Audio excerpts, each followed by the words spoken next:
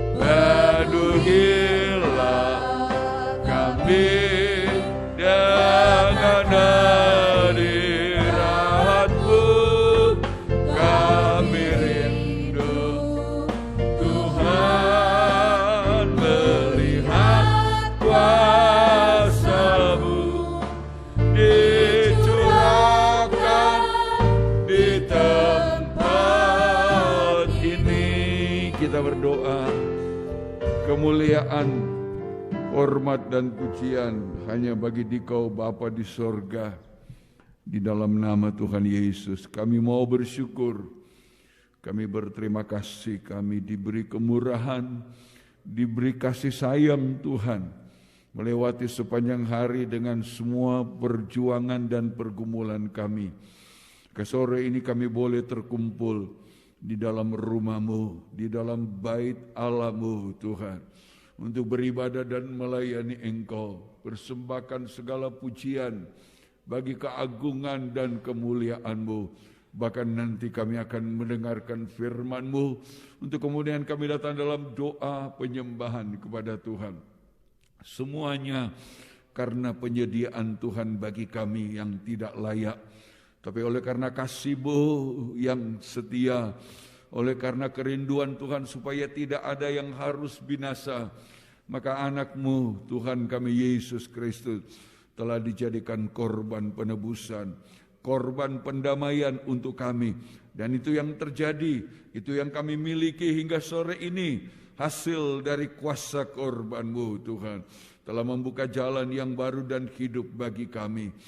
Untuk kami selalu boleh membawa hidup kami di dalam rencana dan kehendak Tuhan, terutama di saat-saat kami boleh beribadah melayani Engkau. Karena itu dari awal sampai akhir ibadah ini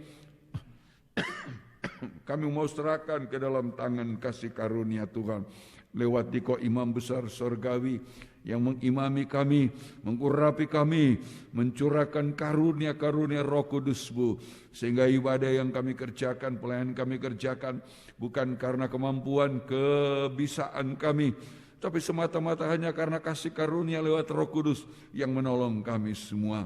Engkau akan memberkati ibadah kami, Engkau pakai kami semua Tuhan, yang terlibat dalam pelayanan pekerjaan-Mu Tuhan, mulai dari para pemain musik, singer, seluruh sidang jemaat-Mu, mereka yang mengoperasikan alat-alat multimedia yang kami gunakan untuk kelancaran ibadah kami di dalam ruangan ini maupun yang digunakan untuk siaran langsung Tuhan.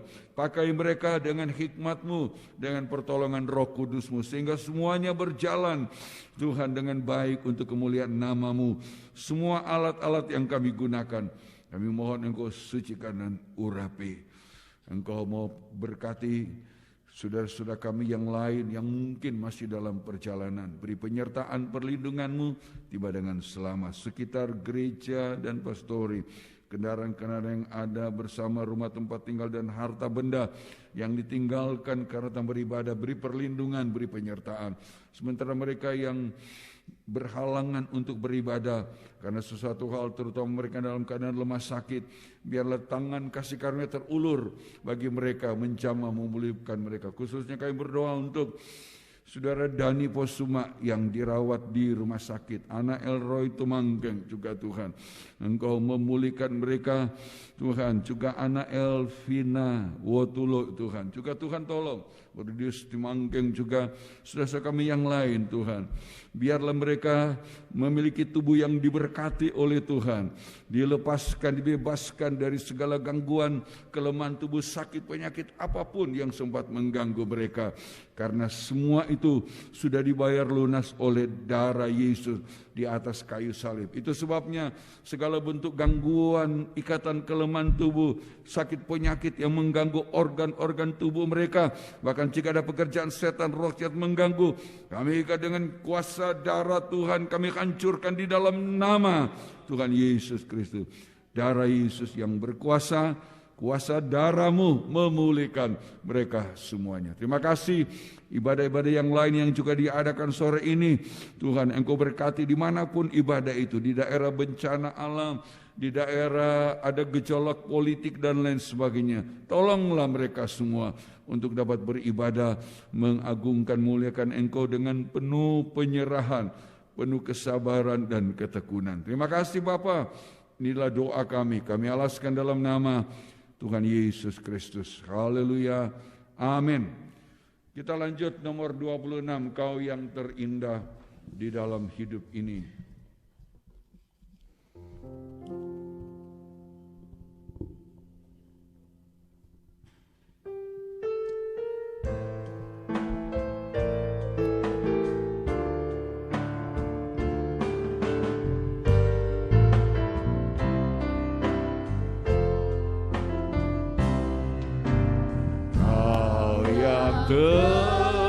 Terindah di dalam hidup ini, tiada Allah Tuhan yang seperti Engkau, besar perkasa, penuh kemuliaan. Kau yang termanis, Kau yang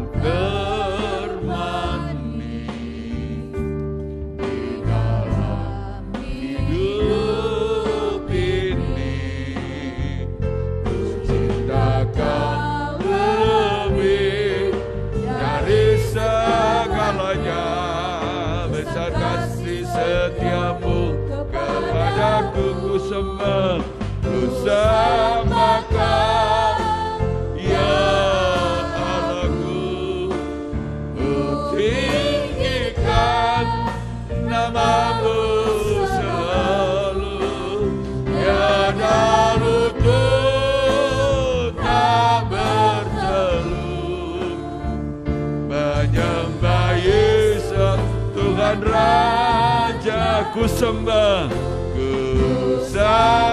Kau ya Allahku, ku tinggikan nama-Mu selalu. Semua lidah kan mengaku Engkaulah Yesus Kau yang terindah, Kau yang terindah, haleluya, di dalam hidup ini.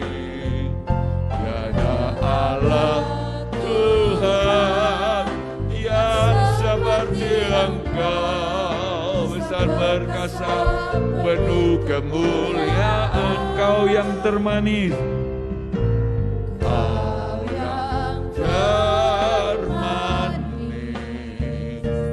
di dalam hidup ini.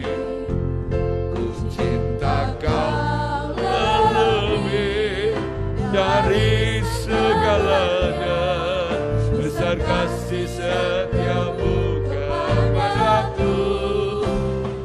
Sama Kau, ya Allahku, ku tinggikan nama-Mu selalu.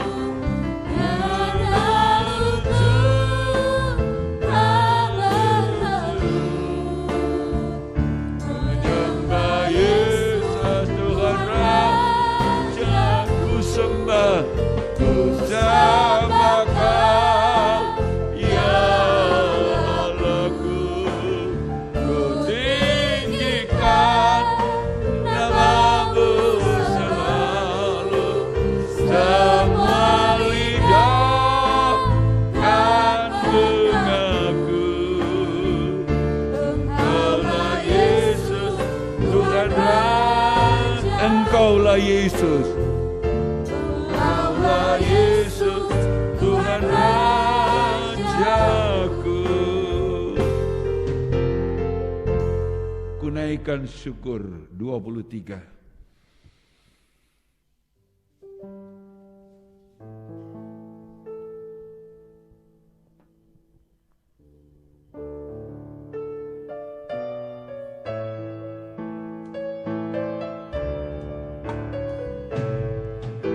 Ku naikkan syukur padamu Yesus, ku sembah sujud kepadamu Tuhan, di hadapan takhta kemuliaan-Mu.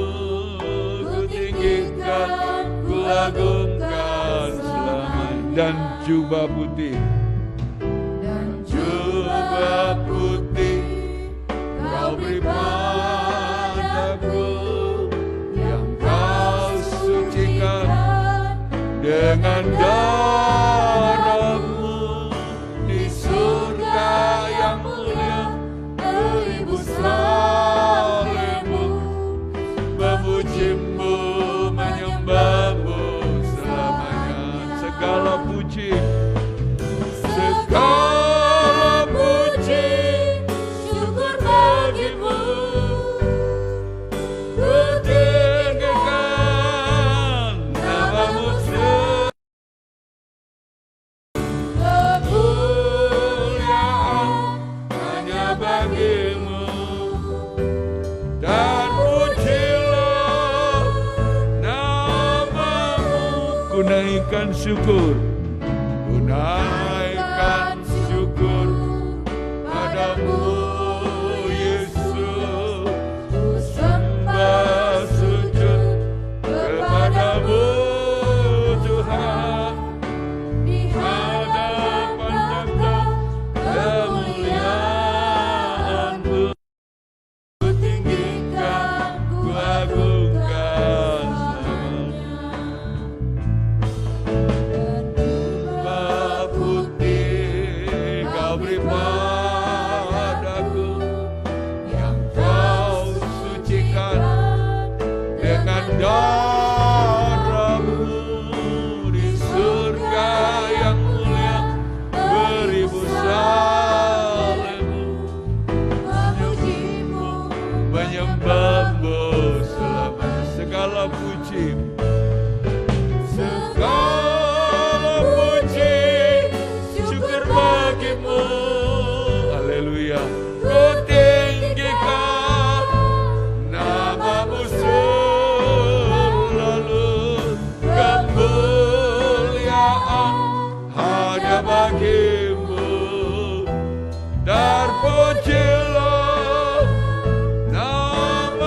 segala puji, segala puji, syukur bagimu.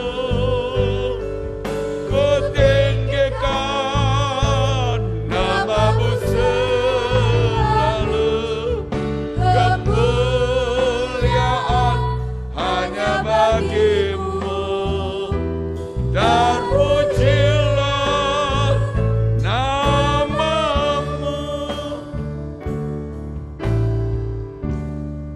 Sambil bangkit berdiri, kita akan segera menyiapkan hidup kita untuk firman. Nomor 10, Yesus kau sungguh baik, Yesus namamu indah.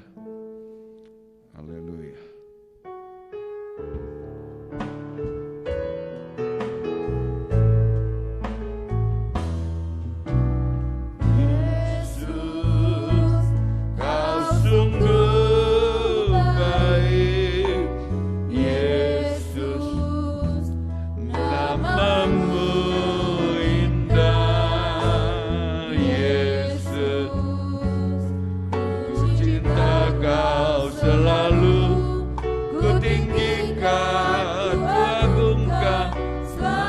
Yesus, ini doaku.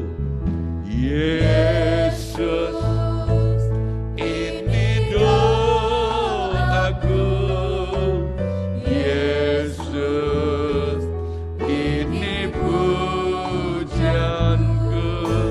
Yesus, ku sujud di kakimu. Doa pujian di hadapan tahta. Ku mau memujimu, ku mau memujimu, ku selalu pujimu, ku mau menyembahmu, ku selalu sembahmu. Kau yang layak terima semua pujian, kemuliaan hanya bagi Tuhan. Ku mau memuji, ku mau memujimu, haleluya. Ku selalu pujimu, ku mau menyembahmu, ku selalu sembahmu. Kau yang layak terima semua pujian, kemuliaan hanya lagi. Ku mau memujimu, haleluya. Ku mau memujimu, haleluya. Amin Tuhan. Terima kasih Tuhan. Haleluya. Haleluya. Kau yang layak terima Semua pujian, kemuliaan hanya bagi Tuhan. Kita berdoa. Terima kasih Yesus,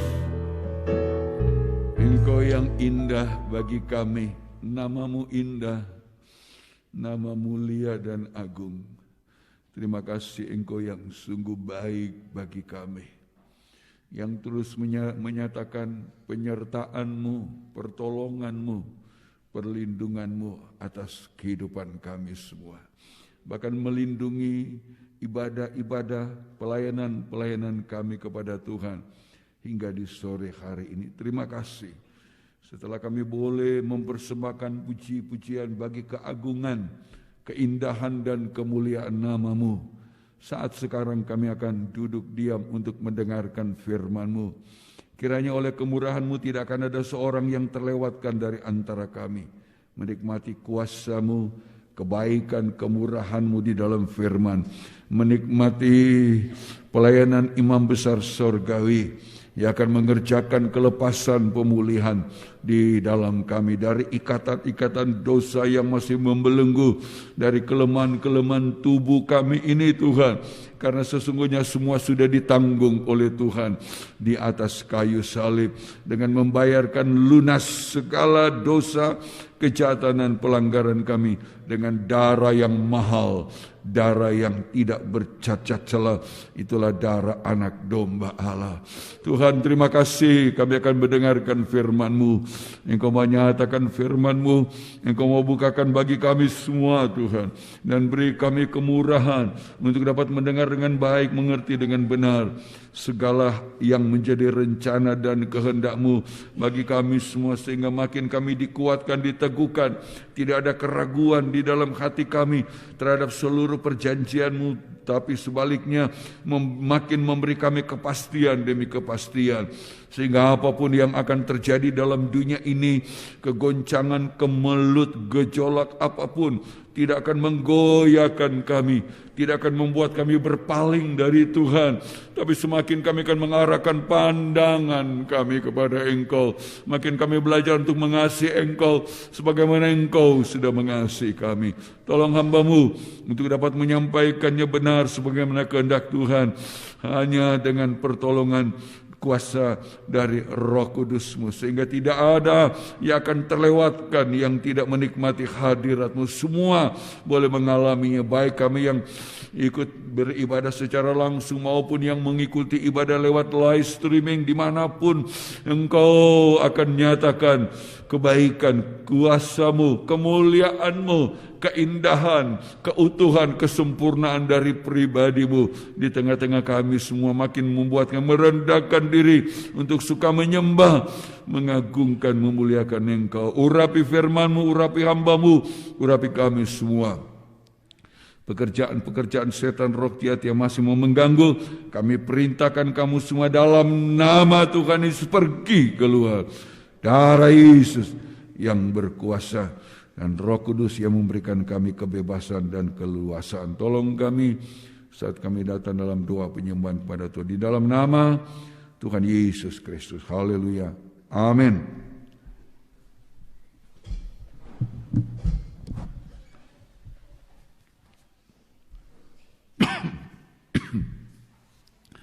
Saya menyampaikan selamat sore bagi kita semua, jemaat Tuhan yang ada di gereja di Manimbu ini maupun yang ada di gereja di Tumaratas, umat Tuhan yang ada di wilayah Indonesia bagian barat dan tengah. Selamat sore, selamat malam untuk yang berada di wilayah Indonesia bagian timur.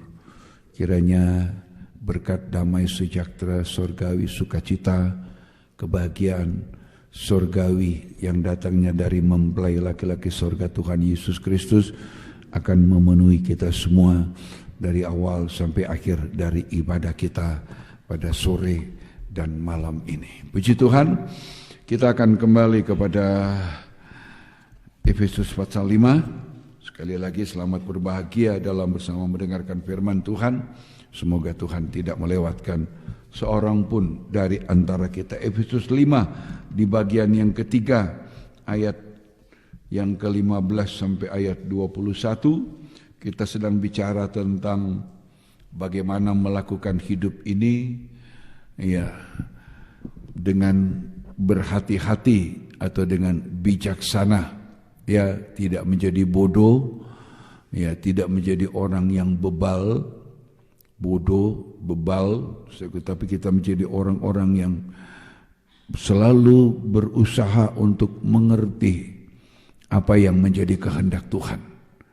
Ya, berusaha itu bukan dengan kekuatan kita, tapi berusaha dengan pertolongan dari Roh Kudus, memanfaatkan pribadi Roh Kudus yang diberikan oleh Tuhan, diutus untuk menolong kita, sehingga dalam usaha kita mengerti kehendak Allah, kita tidak menggunakan akal kita semata-mata, kepandaian kita, tapi bagaimana pertolongan Roh Kudus yang memimpin kita, yang menolong kita sehingga kita akan mampu memahami hal-hal yang tidak kita mampu memahami. Roh Kudus akan mengungkapkannya bagi kita semua, ya, sehingga semakin kita nanti sungguh-sungguh berada di dalam semua rencana kehendak Tuhan. Di bagian yang ketiga itu adalah, atau kita sedang bicara tentang ayat 18 sampai 21. Bisa dibaca ulang ayat 18 sampai ayat yang ke-21. Ini bagian kita mau hidup bijaksana, bagian kita mau mengerti apa yang menjadi kehendak Tuhan, karena menyadari bahwa hari-hari ini adalah hari-hari yang jahat, ya, hari yang jahat, hari yang yang poneros, ya jahat, busuk, buruk, atau dengan kata lain hari-hari yang jahat, hari-hari di mana dipenuhi dengan segala niat jahat dari setan. Itu poneros ya. Hari-hari di mana segala sesuatu itu dipenuhi, ya, diintimidasi, ya, dengan niat jahat, dengan keinginan jahat, keinginan yang buruk dari setan. Tujuannya cuma satu, kebaktian Selasa kita dengar untuk dia membawa sebanyak mungkin ia menjadi temannya di dalam penghukuman. Sebab satu hal yang sudah pasti bagi dia adalah dia tahu ketika dia dilemparkan ke bumi, ya, karena pemberontakan dia lakukan, maka tidak ada tempat lain bagi akhir hidupnya selain dalam lautan yang menyala oleh api belerang. Itu sebabnya Lucifer diberi nama setan. Setan itu artinya juga adalah si jahat. Ya, si jahat itu, ya, selain artinya adalah pendakwa, penuduh, tapi arti dari setan itu adalah si jahat. Hari-hari yang jahat itu adalah hari-hari yang buruk, hari-hari yang dipenuhi dengan segala niat jahat dari setan. Dalam doa Bapa kami yang diajarkan Tuhan, ya, jangan membawa kami ke dalam pencobaan, lepaskan kami dari yang jahat. Ya, dari intimidasi, dari segala usaha setan, sakoya, untuk mempengaruhi hati pikiran kita dengan segala kejahatan. Nah itu ya, itu jadi doa yang luar biasa yang diajarkan oleh Tuhan. Jangan bawa kami ke dalam kejahatan, ke dalam pencobaan, lepaskan kami dari poneros, ya, dari segala yang jahat, yang buruk, ya, dari segala niat jahat. Sebab yang jahat, yang buruk itu datangnya dari setan. Allah tidak pernah memberi yang buruk, Allah tidak pernah memberi yang jahat kepada kita. Karena itu kalau Tuhan mengajar dalam doa Bapa kami, lepaskan kami daripada yang jahat, jangan membawa kami ke dalam pencobaan, lepaskan kami daripada yang jahat. Itu adalah kejahatan yang datangnya dari setan, ya, yang sekarang kita bisa atau orang bisa mengalami dalam bentuk mengikuti pikiran yang jahat, mengikuti keinginan yang jahat. Nah itu, kita mengikuti pikiran jahat, keinginan yang jahat, itu artinya kita sudah jatuh di dalam pengaruhnya setan. Ya, kita berada dalam suasana hari-hari yang jahat. Ya, nah ayat 18 sampai 21 ini masih bagian dari bagaimana kita melakukan hidup bijaksana. 18. Efesus 5. Dan janganlah kamu mabuk oleh anggur. Ya, jangan kamu mabuk oleh anggur. Karena anggur menimbulkan hawa nafsu. Iya. Tetapi hendaklah kamu penuh dengan roh. Hendaklah kamu penuh dengan roh. Dan berkata-katalah seorang kepada yang lain dalam mazmur, ya, kidung puji-pujian dan nyanyian rohani. Bernyanyi dan bersolatlah bagi Tuhan dengan segenap hati. Ucaplah syukur senantiasa atas segala sesuatu dalam nama Tuhan kita Yesus Kristus kepada Allah dan Bapa kita. Dan rendahkanlah dirimu seorang kepada yang lain di dalam takut akan Kristus. Ya, makasih.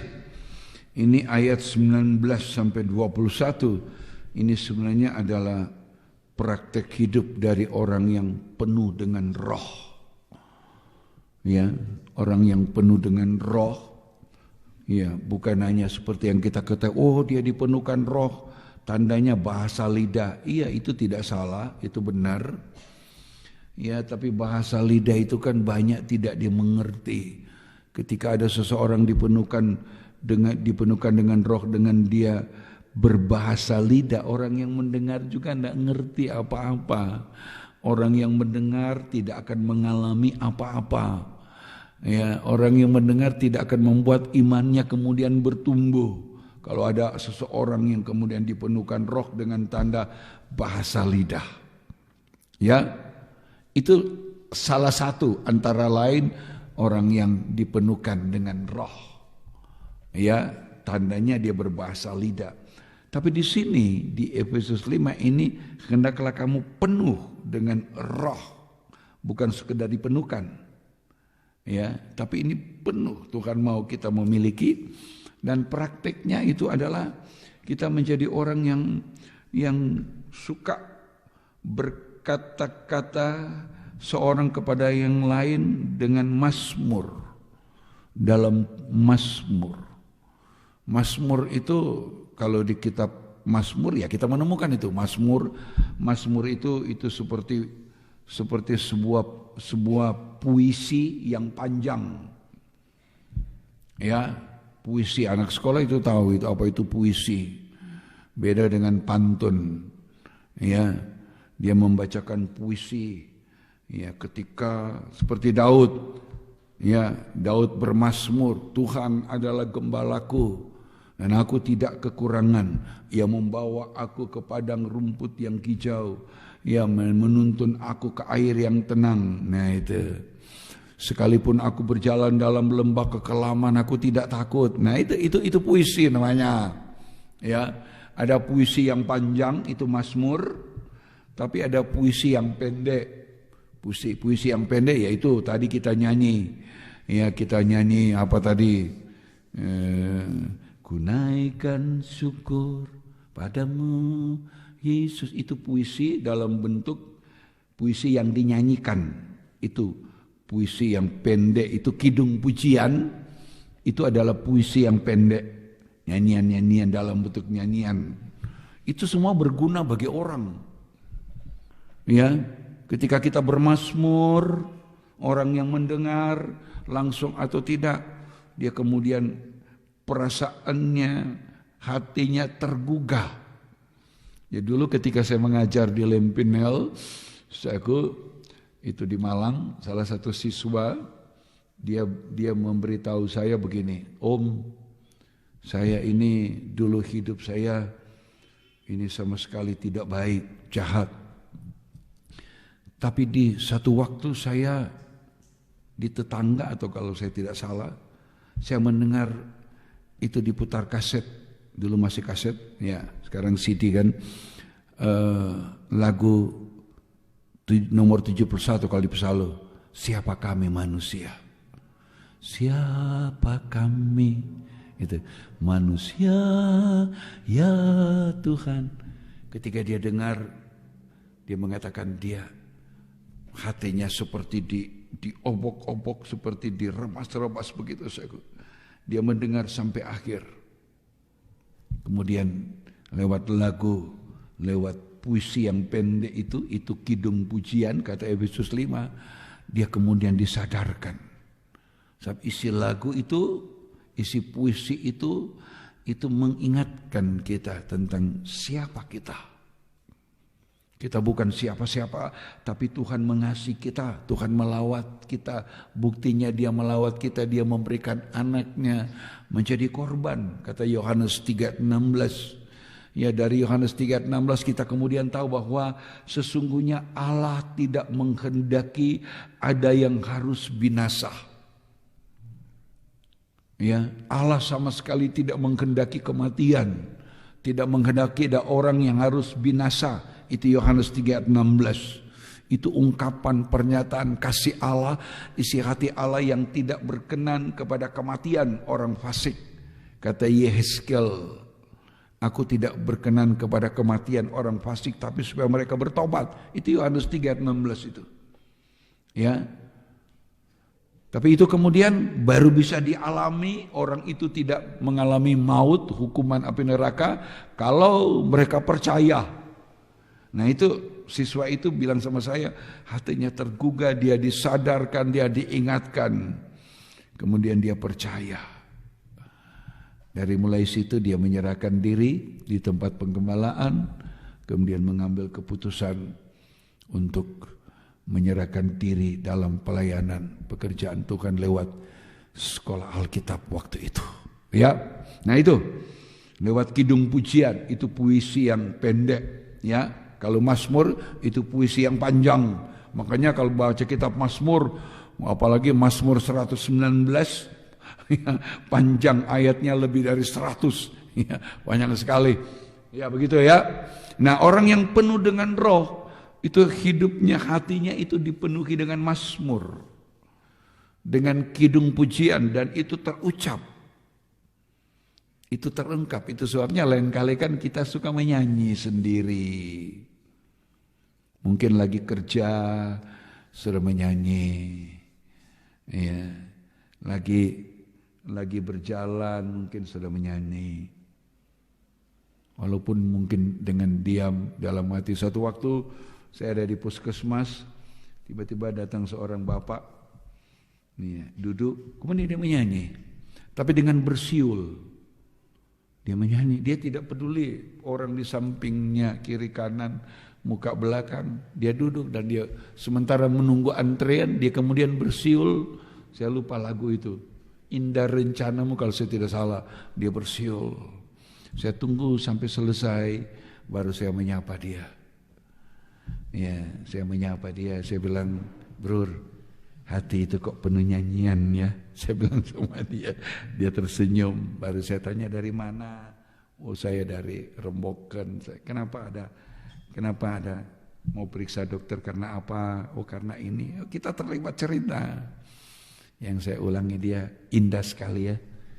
Hati yang dipenuhi dengan kidungnya dan itu terungkap. Nah itu ya, orang penuh roh kayak begitu. Ya, hatinya dipenuhi dengan mazmur dan itu diungkap. Ya, kemudian ada kidung puji-pujian, ya. Kemudian itu kidung pujian gitu, mazmur itu kan berguna bagi diri, bagi orang lain, terutama bagi Tuhan. Di kalimat pasal 19 ayat 19 terakhir, bernyanyilah dan bersoraklah bagi Tuhan dengan segenap hati. Dari kidung pujian, dari mazmur, ya, kita bernyanyi, kita bersorak bagi Tuhan dengan segenap hati. Kenapa? Karena pekerjaan Roh Kudus di dalam kita. Ya, ini salah satu praktek dari orang yang mau hidup bijaksana. Itu salah satu praktek hidup bijaksana. Saya kira itu hatinya dipenuhi dengan pujian, bahkan dengan penyembahan kepada Tuhan. Jadi tidak rugi, sekalipun suara kita tidak seperti orang lain, kita nyanyi. Mungkin yang sepotong, mungkin tidak keluar dalam bentuk kata-kata, tapi di dalam hati kita menyanyi. Ya, haleluya. Itu tanda dari orang yang penuh roh, bukan mabuk oleh anggur. Ya, kemudian di ayat yang ke-20 Efesus 5, dia menjadi orang selalu bersyukur, mengucap syukur kepada Allah. Ini yang kita bahas dulu ya di bagian-bagian ini. Kembali nanti soal mabuk anggur dan penuh roh. Dia juga menjadi orang yang suka mengucap syukur dalam segala sesuatu, baik ketika dihadapkan kepada keadaan yang menyenangkan atau tidak, dalam keadaan susah atau senang, dalam keadaan sakit atau sehat, akan selalu ada ucapan syukur kepada Allah. Kenapa kita harus bersyukur? Ini bagian dari orang yang penuh roh. Ya, ini orang yang penuh roh memang begini. Kita lihat di kitab Mazmur. Ya, Mazmur. Ini orang yang, kenapa kita harus menjadi orang yang bersyukur? Mazmur 107. Ya, ini adalah nyanyian syukur untuk orang-orang ditebus. Keseluruhan dari 107 Mazmur, kita hanya membaca beberapa ayat sampai ayat 3 saja. Ayat 1 sampai 3 Mazmur 107, perikopnya dibaca. Nyanyian syukur dari orang-orang yang ditebus Tuhan. Ya, nyanyian syukur.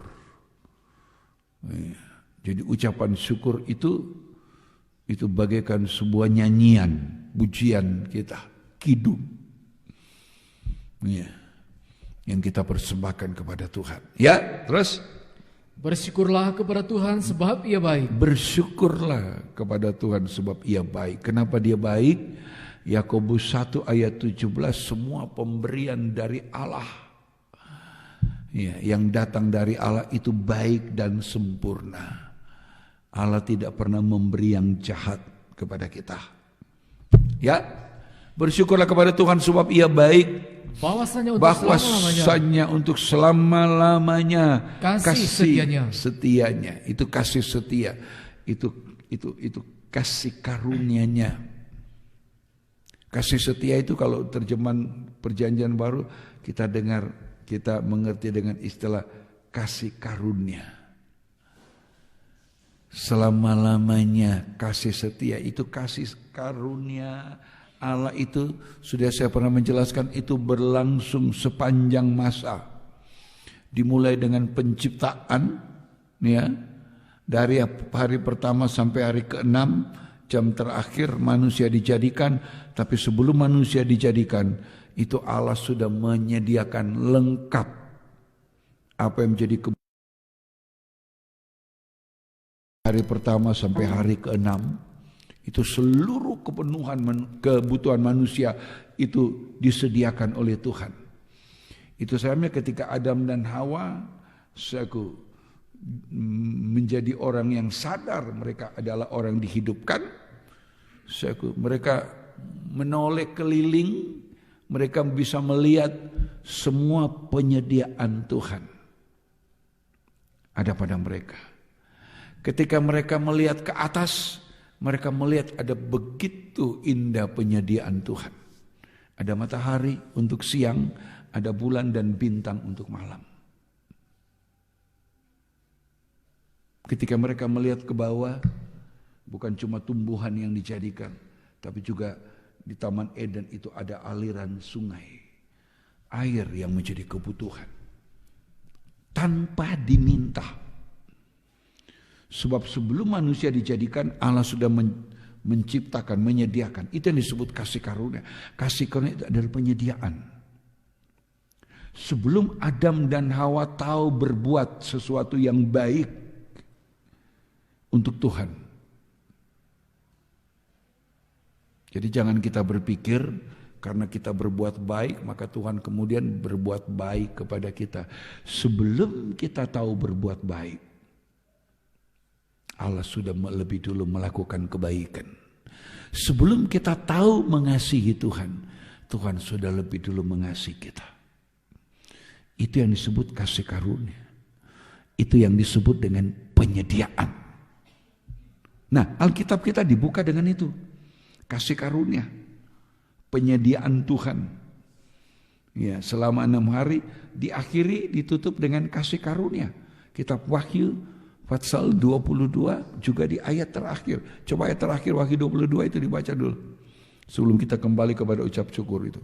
Wahyu 22 ayat terakhir. 21. Ya. Kasih karunia Tuhan Yesus menyertai kamu sekalian. Amin. Ya, itu. Ayat terakhir disebutkan kasih karunia Tuhan Yesus menyertai kita semua.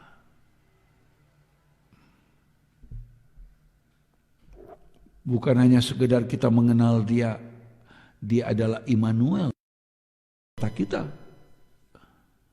Ya. Tapi penyertaan Allah kepada kita itu Wahyu 22 ayat terakhir itu disebutkan kasih karunia Tuhan Yesus menyertai kamu, menyertai kita semua. Itu Alkitab kita. Dibuka dengan kasih karunia, diakhiri dengan kasih karunia.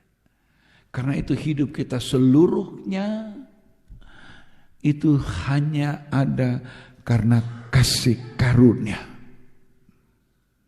Bahkan ya, kasih karunia yang diberikan oleh Allah kepada manusia pertama ketika Allah menjadikan langit bumi dulu, hari pertama sampai ke-6, baru hari ke-6 jam-jam terakhir manusia dijadikan. Itu kasih karunia itu yang disediakan Allah kepada manusia itu makin lama makin membesar, makin lama makin melebar, sehingga bukan hanya terbatas kepada Adam dan Hawa yang membutuhkan penyediaan Tuhan, tapi makin lama makin Adam dan Hawa tambah hari tambah umur, Makin lama kasih karunia itu makin membesar, makin melebar sampai mencapai kita hari ini. Jadi tidak terbatas kasih karunia itu kepada manusia pertama di Taman Eden. Tapi terus membesar, terus melebar sampai kepada kita hari ini. Bahkan bukan berhenti pada kita hari ini. Ini masih akan terus bertambah-tambah sampai kepada hari kedatangan Tuhan. Itu yang disebut ayat 20. Wahyu 22 jawab. Ayat 20. Ia yang memberi kesaksian tentang semuanya ini berfirman. Ya. Ya, aku datang segera. Amin. Amin. Datanglah Tuhan Yesus. 21. Kasih karunia Tuhan Yesus menyertai kamu sekali. Ya, ini yang saya bilang dari penciptaan, seaku kasih karunia diperuntukkan bagi Adam itu terus menerus berlangsung sekalipun kemudian Adam itu jatuh dalam dosa. Allah tidak berhenti dengan kasih karunia-Nya. Untuk melanjutkan kasih karunia, seaku Allah harus menyembelih binatang korban. Itu yang menubuatkan tentang kasih karunia Allah kepada manusia di dalam Yesus Kristus. Sebab binatang korban itu kemudian digenapkan oleh Yesus menjadi anak domba Allah yang dikorbankan di atas salib. Itu makin hari melebar, membesar terus sampai memasuki zaman perjanjian baru kelahiran Yesus juga karena kasih karunia. Berita malaikat Jibril kepada Maria, ya, engkau memperoleh kasih karunia di antara segala orang perempuan. Lihat Injil Lukas. Kita lihat dari perjanjian lama, dari penciptaan memasuki perjanjian baru, kasih karunia itu tidak bisa dihentikan. Dosa tidak bisa menghentikan kasih karunia. Justru kasih karunia itu melenyapkan, menyingkirkan, meniadakan dosa yang membelenggu manusia. Ya, itu harus kita mengerti. Ya, Injil Lukas pasal 1. Ya, Injil Lukas pasal 1 ayat 26 mulai. Dalam bulan yang ke-6 Allah menyuruh malaikat Gabriel pergi ke sebuah kota Haleluya. Terus di Galilea bernama Nazaret. Ya, terus kepada seorang perawan yang bertunangan dengan seorang bernama Yusuf dari keluarga Daud. Ya. Nama perawan itu Maria. Terus ketika malaikat itu masuk ke rumah Maria, dia berkata kepada Maria, "Salam, hai engkau yang dikaruniai. Hai engkau yang dikaruniai. Tuhan menyertai engkau." Ini kan Wahyu 22 ayat terakhir, kasih karunia Tuhan Yesus menyertai kita. Itu kalimat pertama yang diberi kepada Maria, yang kemudian akan mengandung Yesus di dalam rahimnya. Salam hai engkau yang dikaruniai, Tuhan menyertai engkau. Terus Maria terkejut mendengar perkataan itu. Ya.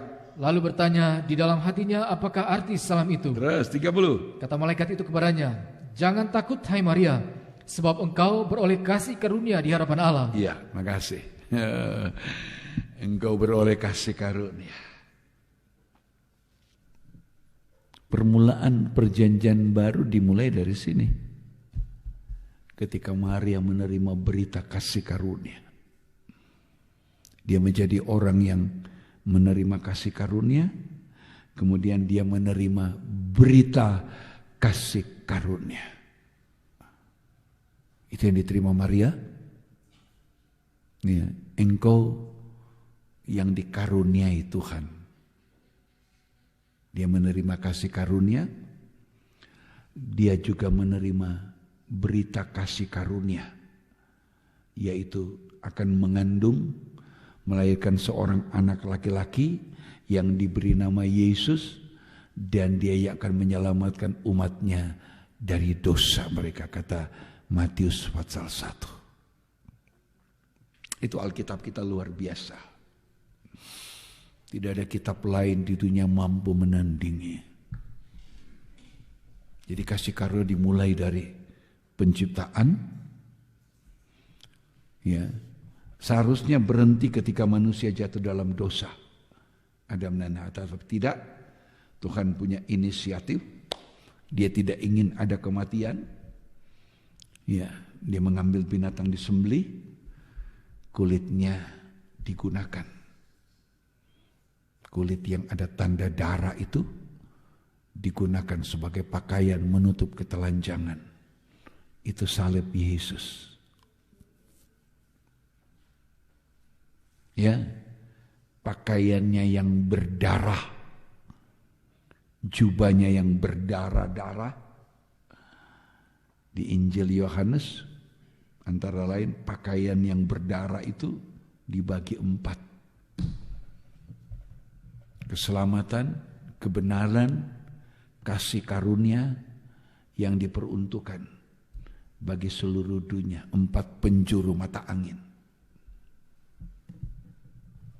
Itu. Ya. Tapi tidak berhenti di situ. Kasih karunia itu tidak berhenti di situ.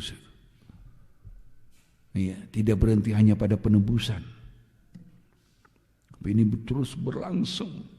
Tadi saya bilang makin lama makin membesar, melebar. Kasih karunia tidak hanya berhenti pada penebusan Tuhan, memberikan nyawanya ganti kita. Tapi dia bangkit, melanjutkan kasih karunia.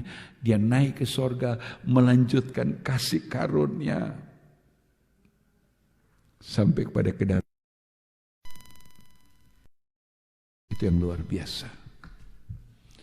Dan itu apa yang dikerjakan oleh Yesus lewat kematian dan kebangkitannya. Mazmur 7 bilang itu yang menjadi yang terutama dari kita mengucap syukur kepada Allah. Harus itu yang terutama kalau kita mengucap syukur kepada Allah, itu adalah penebusan oleh korban Tuhan. Ya, ulangi Mazmur 107 tadi. Nyanyian syukur dari orang-orang yang ditebus Tuhan. Ya. Bersyukurlah kepada Tuhan sebab Ia baik. Bahwasannya untuk selama-lamanya kasih setianya. Terus? Biarlah itu. Nah, biarlah itu dikatakan orang-orang yang ditebus Tuhan. Tebus. Siapa itu? Kita ini.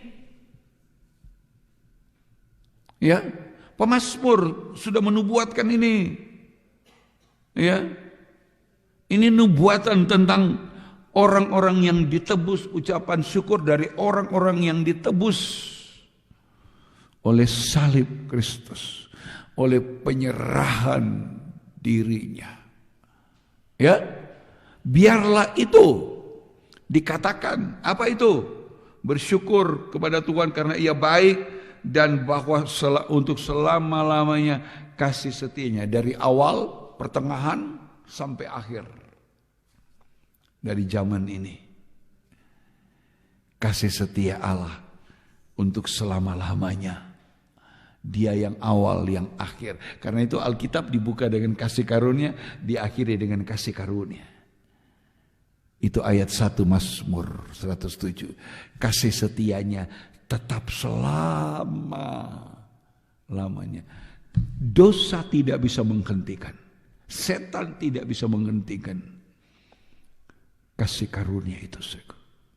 Itu sudah tekad. Itu sudah ketetapan Allah untuk memberikannya kepada manusia. Ya, karena itu harus dikatakan selalu oleh orang-orang yang sudah ditebus oleh Tuhan. Yang ditebusnya dari kuasa yang menyesakkan. Yang ditebus dari kuasa yang menyesakkan. Yang dikumpulkannya dari negeri-negeri. Dikumpulkan dari negeri-negeri. Dari timur, dan dari barat, dari utara dan dari selatan. Iya, makasih. Ini harus menjadi ucapan syukur dari orang sudah ditebus. Ditebus dari apa? Ayat 2b tadi bilang ditebus dari kuasa yang menyesakkan. Itu dosa yang membelenggu. Ya, itu dosa yang membelenggu. Orang kalau terpapar dengan virus COVID-19 itu penyakit yang ada kaitan dengan paru-paru, dengan pernapasan. Itu sebabnya kalau orang yang tertular, terinfeksi, terpapar dengan COVID-19, itu dia akan mengalami sesak nafas. Sampai pada akhirnya dia tidak mampu bernafas. Sesak. Nah ini, kita ditebusnya dari kuasa yang menyesakkan. Antara lain, kalau hanya bicara penyakit, itu antara lain dari virus COVID-19. Tapi itu terlalu kecil bagi Tuhan. Sebab kuasa yang menyesakkan itu adalah dosa yang membelenggu, mengikat kita. Sampai tidak bisa berbuat apa-apa. Kalau saudara pernah melihat tayangan-tayangan, mungkin di HP saudara, di media televisi, itu bagaimana itu ular piton, sanca, orang bilang ular patola. Itu kalau dia memangsa, ya, sebelum dia memangsa, memakan apa yang menjadi tangkapannya, itu tangkapan dia harus lilit dulu dengan tubuhnya. Itu ya, digulung dengan tubuhnya, dan makin lama lilitan itu makin mengeras, sehingga yang dililit, diikat dengan digulung dengan tubuhnya akan makin sulit bernafas sampai akhirnya tidak bisa bernafas. Kalau sudah itu baru dia menelan mangsa itu. Selama mangsa itu masih bernafas, dia ular piton belum akan memakan dia, belum akan menelan. Ya, dia melilit itu, dia menghancurkan tubuh. Itu sebabnya kalau kita dengar, ya dia memangsa orang yang besar, padahal ular piton berapa sih besarnya? Dia cuma punya diameter berapa? Paling besar mungkin tidak sampai 30 cm, tapi bisa menelan. Kita lihat yang lalu di Sulawesi Barat ada berapa yang ditelan, dimangsa. Ya, anak sapi juga begitu. Kenapa bisa? Karena dia melilit, dia menggulung, dia menghancurkan dengan kekuatan lilitannya, baru dia menelan. Itu. Dia tidak mengunyah seperti hewan buas lainnya mengunyah, ya, menghancurkan dengan gigitan. Tapi ular piton, sanca tidak. Orang bilang patola, ya, dia bisa menggigit, tapi dia tidak bisa menghancurkan. Tapi musuhnya itu dililit. Nah itu sampai sesak. Itu yang dikerjakan oleh dosa. Ya, dosa membelenggu, menyesakkan kita sampai nanti saku anak Tuhan yang dibelenggu oleh dosa itu tidak bisa bernafas, alias mengalami kematian hidup rohaninya untuk masuk dalam hukuman. Kalau iblis mencari yang seperti itu, dia menerkam, dia melilit, ya, baru dia menelan. Nah itu, kita ditebus dari kuasa yang menyesakkan. Itu apa itu kuasa menyesakkan? Kuasa dosa yang membelenggu kita. Dari waktu ke waktu, makin tambah lama dibelenggu, makin kencang lilitannya, ikatannya. Makin kencang belenggu itu. Saya membelenggu sampai di satu waktu saya anak Tuhan tidak bisa apa-apa selain menyerah pada keadaan yang berdosa. Itu. Untuk tidak mampu membebaskan diri. Nah, Tuhan menebus kita, ya. Itu. Karena itu kita harus bersyukur kita ditebus dari kuasa yang menyesakkan. Itu dosa. Ya. Masalah-masalah yang kita hadapi dalam hidup ini itu juga bagaikan kuasa yang menyesakkan. Seorang anak Tuhan menghadapi masalah yang tidak terselesaikan, itu bagaikan gigitan ular melilit dia, membuat dia sampai menyerah, tidak berdaya. Itu masalah. Jadi bukan cuma dosa, masalah dalam hidup yang dihadapi itu dapat menjadi kuasa yang menyesakkan. Karena itu ada undangan Tuhan, mari kepadaku kamu yang letih lesu, lelah, berbeban berat. Itu kan Saking beratnya beban masalah yang dihadapi, dia menjadi letih, menjadi lesu. Makin lama makin letih, makin lama makin lesu. Sampai satu waktu tidak berdaya. Dia ada dalam lilitan belenggunya ular. Tuhan undang, mari kepadaku. Aku akan beri kelegaan. Ya. Tapi syaratnya adalah Tuhan bilang belajar kepadaku. Aku lemah lembut, aku rendah hati, dan jiwamu akan mendapat ketenangan. Ini tidak sulit kok. Ya, tidak ada orang di dunia yang tidak punya masalah. Tapi ketika kita dihadapkan kepada sebuah masalah, apalagi masalah itu mulai membelenggu, membelit, mulai menyesakkan dada, karena rasanya berat, rasanya tidak tertanggulangi, rasanya tidak ada jalan keluar. Itu kan orang bunuh diri banyak begitu. Sebuah masalah yang tidak bisa diselesaikan, dia mengambil jalan pintas. Di dunia ini banyak orang terkenal, banyak orang kaya yang bunuh diri. Jangan saudara pikir yang bunuh diri itu orang miskin. Paling banyak orang kaya, orang ternama, tersohor. Karena dia dihadapkan kepada masalah yang dia tidak bisa selesaikan.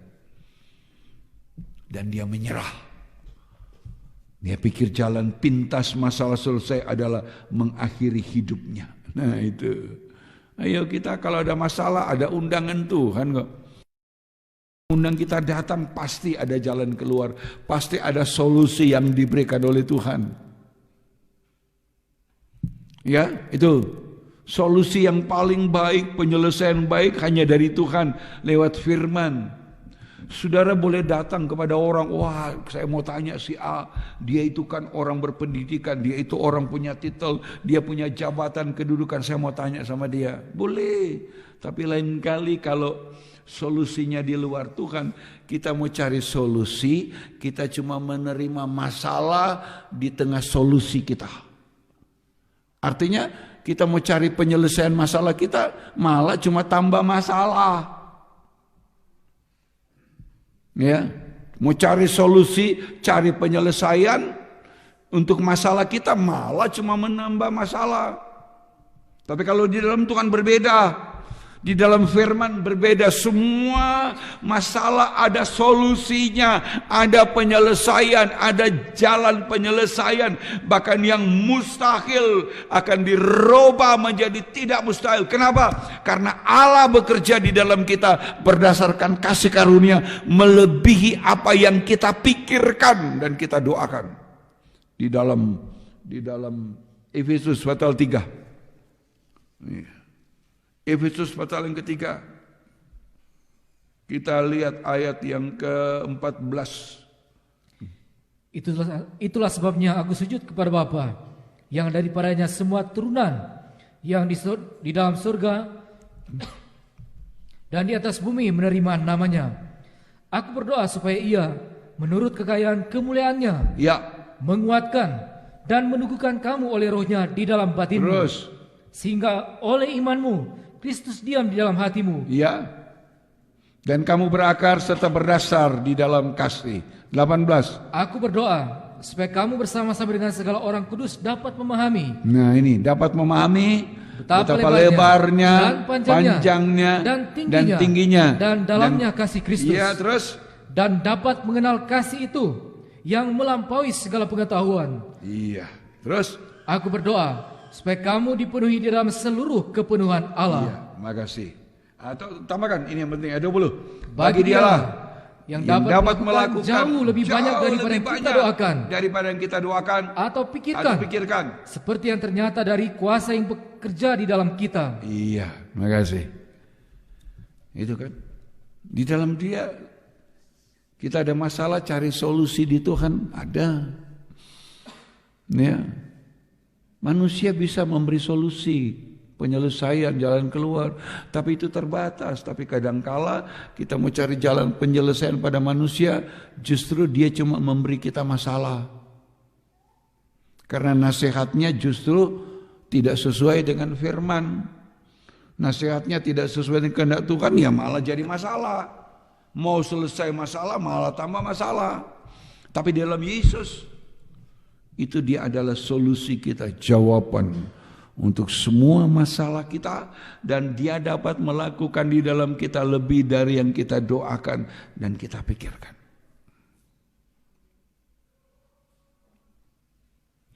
Mungkin sudah mengatakan, aduh Tuhan, saya kok tidak tahu mau berdoa bagaimana, saya punya masalah ini.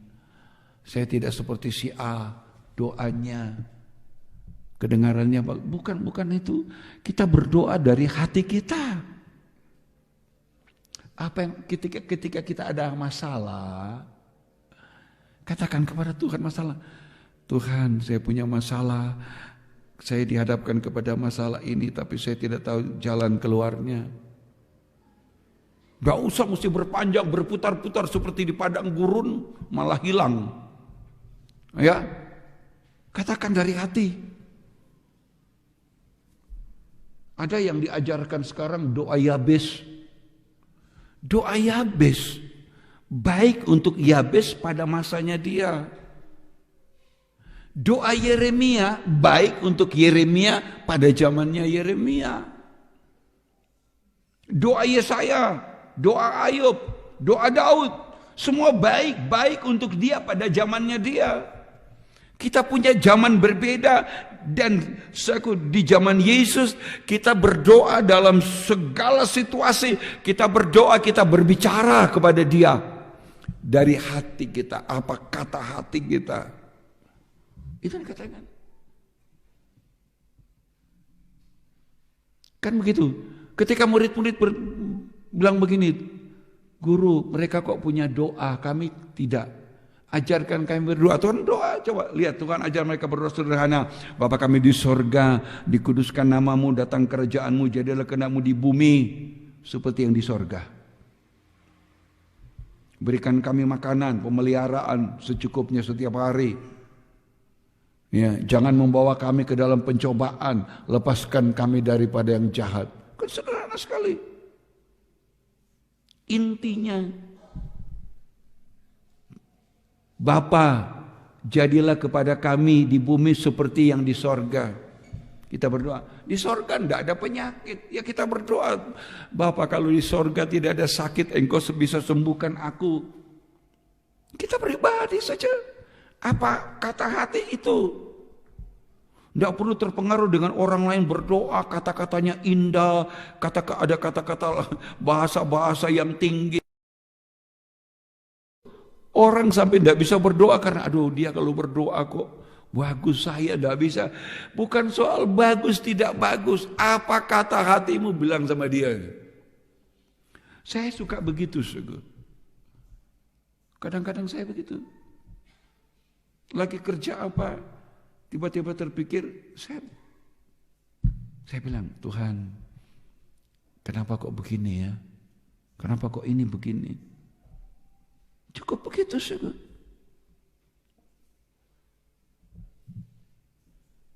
Ayo, apa yang kita hadapi? Berdoa dari hati ini. Yang Tuhan lihatkan hati. Dalam Injil Matius berapa itu? Matius 6, doa Bapa kami itu sebelum doa Bapa kami. Ayo, coba kita lihat nih. Matius 6. Dimulai ayat pertama itu, ayat berapa itu? Soal doa itu. Kalimat prolog sebelum doa, apa itu? Ya, ayo, bisa ditemukan kok. Ya. Ayat 5, dan apabila kamu berdoa, janganlah berdoa seperti orang munafik. Ya, terus. Mereka suka mengucapkan doanya dengan berdiri di dalam rumah-rumah ibadat, ya, dan pada tikungan-tikungan jalan raya, terus, supaya mereka dilihat orang.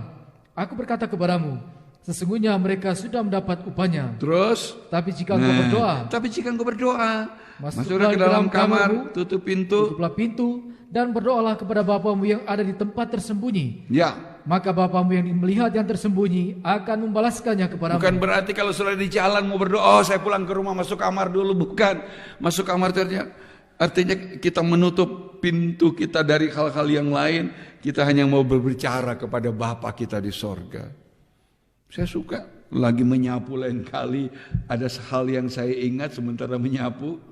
Saya sudah bilang, oh Tuhan, saya mau begini. Kalau Engkau kehendaki, buka jalan. Kadang-kadang cuma singkat begitu. Lagi berdoa, Tuhan, saya tidak tahu saya harus menyampaikan berita apa kebaktian studi. Cuma begitu. Ya, cuma pendek begitu. Lagi menyapu, Tuhan, berita apa yang saya mesti sampaikan? Umpamanya nanti sore dalam kebaktian studi. Walaupun saya memeriksa firman, tapi saya tidak tahu apa. Saya bilang, Bapa, Tuhan, kita punya masalah. Yang hati kok yang Tuhan lihat, coba terus lihat. Lagi pula, dalam doamu itu janganlah kamu bertele-tele seperti kebiasaan orang yang tidak mengenal Allah. Ya, terus. Mereka menyangka bahwa karena banyaknya kata-kata doanya akan dikabulkan. Ya, bukan soal banyak kata-kata. Terus lihat. Jadi janganlah kamu seperti mereka. Jangan kamu seperti mereka. Karena Bapamu mengetahui apa yang kamu perlukan sebelum kamu minta kepadanya. Itu loh. Bapak tahu hati. Makanya saya bilang berdoa dari hati. Katakan apa yang ada di hatimu. Simple kok, sederhana. Katakan apa yang di hatimu. Ada kekecewaan, ada putus asa, ada sakit hati.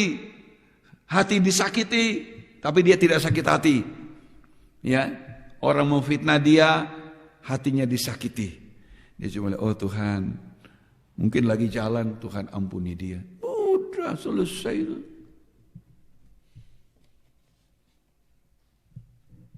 Kalau belum bisa mengampuni, sudah cuma bilang, Tuhan, untuk masalah ini, hati saya belum bisa mengampuni dia.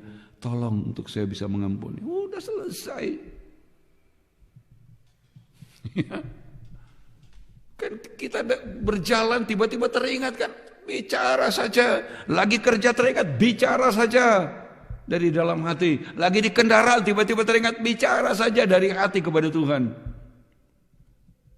Itu doa yang diajarkan. Doa dari hati. Mengucap syukur juga begitu. Lagi jalan, lagi di kendaraan. Tuhan, terima kasih Tuhan. Terima kasih Engkau baik buatku. Udah selesai. Berbeda dengan ketika kita di rumah. Kita ambil waktu mau berdoa sendiri. Mau menyembah dia. Itu beda. Kita ada pribadi. Kita dengan Tuhan. Itu kan. Beda. Tapi ketika kita ada di situasi mana, ada di pasar saja sudah bisa berdoa, ya, sudah bisa berdoa lagi di pasar ini, tiba-tiba teringat, udah, sampaikan dari hati kepada Tuhan, apa keluh kesahmu, itu kan yang dilihat Tuhan bukan ucapan kita tapi itu, sebelum kamu meminta Bapa sudah tahu. Apa yang di hati. Itu yang kita sampaikan. Kadang-kadang kita mau berdoa dengan kata-kata yang bagus. Justru bukan yang di hati yang didoakan. Dia lupa. Apa tuh kita mau berdoakan. Dia ingat-ingat. So lupa malah. Saudaraku ya. Gitu. Ya. Jadi itu doa spontan itu. Itu sebenarnya indah. Kalau sudah praktek. Itu indah sekali kok. Saya selalu mengalami itu. Iya, saya selalu mengalami itu. Dan saya melakukan. Saya tidak dibatasi oleh situasi. Lagi apa saya begitu muncul, saya bersyukur. Begitu teringat, saya berdoa. Itu. Ayo, ini nih. Sampai sejauh ini lah kita. Iya, sampai sejauh ini yang Tuhan inginkan kita lakukan. Nah, kita kembali ke Mazmur 7 tadi. Ya, berdoa, ya, mengucap syukur karena Dia menebus kita dari kuasa yang menyesakkan. Begitu masalah itu menyesakkan, tadi saya bilang sampai orang bilang dia tidak tahu harus berdoa bagaimana. Nah, itu Tidak tahu, aduh mau bagaimana berdoa, kita punya masalah saya A, B, C, D, E, F, G. Tidak tahu apa, yang mana yang saya mau doakan. Tidak sulit, doa dari hati. Tuhan, Engkau tahu saya ada masalah A, B, C, D, D. Mohon pertolonganmu. Udah, kan lagi di jalan, lagi di motor. Tiba-tiba teringat, tapi konsentrasi. Tuhan, Engkau tahu masalah saya Tuhan. Beri jalan penyelesaian. Udah, kita sudah bicara kok.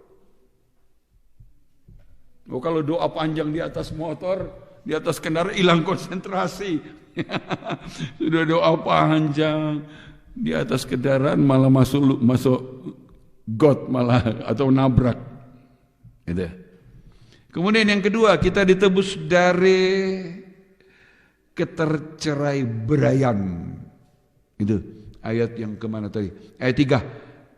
Mazmur 100 ayat 3, yang dikumpulkannya dari negeri-negeri timur dan barat, utara dan selatan. Ditebus dari keterceraiberaian. Atau dengan kata lain, ditebus untuk bisa menyatu. Ditebus untuk bisa bersekutu. Itu.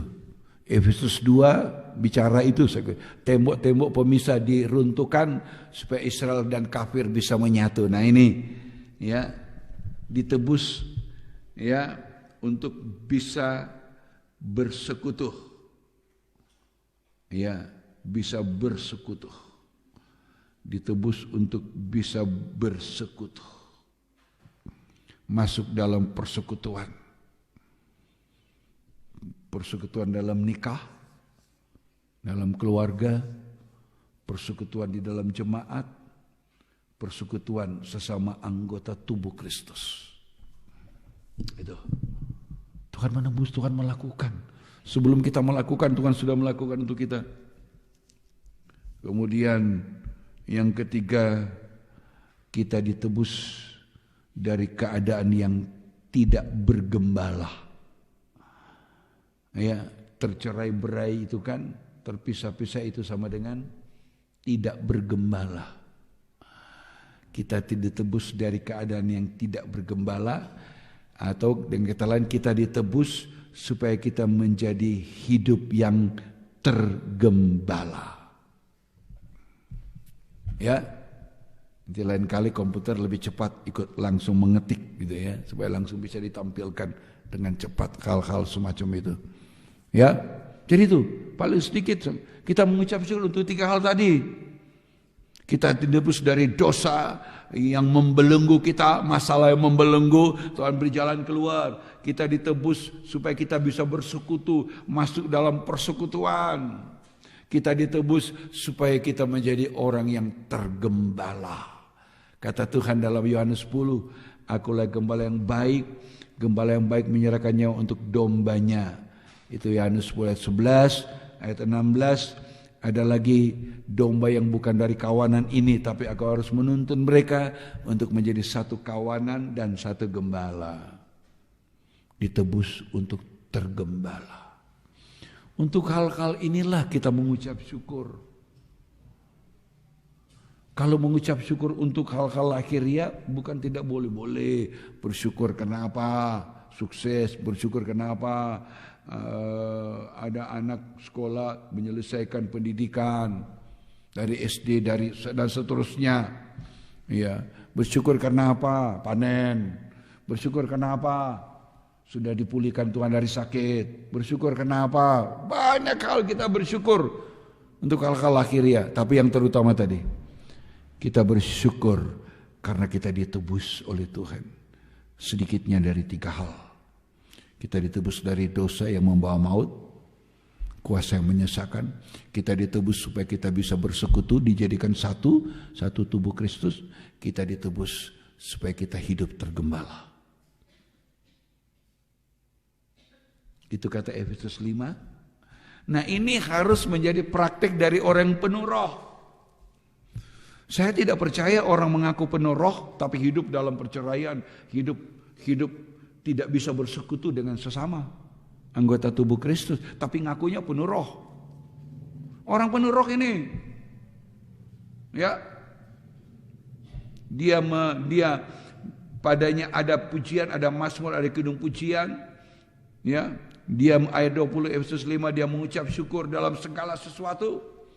Dan yang terakhir ayat 21 mengucap syukur, praktek dari orang penuh roh, dia selalu rendah hati. Merendahkan diri seorang pada yang lain dalam takut akan Kristus. Itu. Kalau ada orang ngaku penuh roh tapi sombong, betul, ya betul. Itu artinya betul dia penuh roh. Tapi bukan roh Kristus, bukan roh Allah, tapi roh daging, roh keangkuhan, roh kebenaran diri. Orang mengaku penuh roh tapi sombong, angkuh, itu bukan penuh Roh Kudus, tapi dengan roh daging. Jadi praktek tanda orang penuh roh ada mazmur.